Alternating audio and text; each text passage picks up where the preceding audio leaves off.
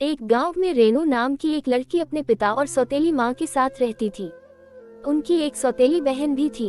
रेनू की माँ अपनी बेटी को बहुत प्यार करती थी, लेकिन वह उसे दिन भर घर के काम में लगा कर रखती थी और उसे ठीक से खाना भी नहीं देते थे।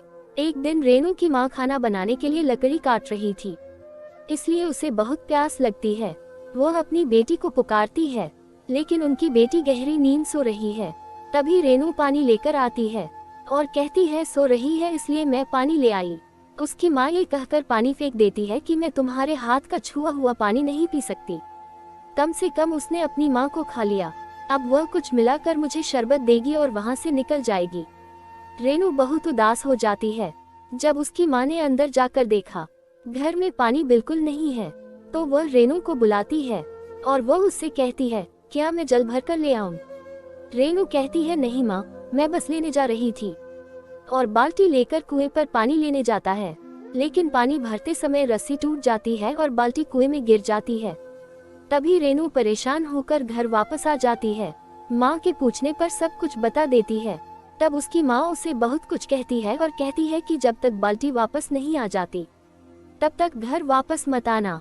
अगर तुम आओगे तो मैं तुम्हारे हाथ पैर तोड़ दूंगा। रेनू कुएं पर वापस आती है और बिना कुछ सोचे समझे कुएं में कूद जाती है। जब उसे होश आता है तो वह एक अलग ही दुनिया में होती है, जो बहुत खूबसूरत है। रेनू ये सब देखकर बहुत खुश होती है। जब वह घूमते घूमते थक जाती है तो पेड़ के नीचे बैठ जाती है। अब उसे भूख भी लगी थी। उसे सामने एक हवेली दिखाई देती है। जब वह जाकर उसमें देखती है तो उसे वहाँ एक परी मिलती है। परी उससे पूछती है, आप यहाँ क्या लेने आए हैं? क्योंकि यहाँ हर कोई कुछ न कुछ लेने आता है।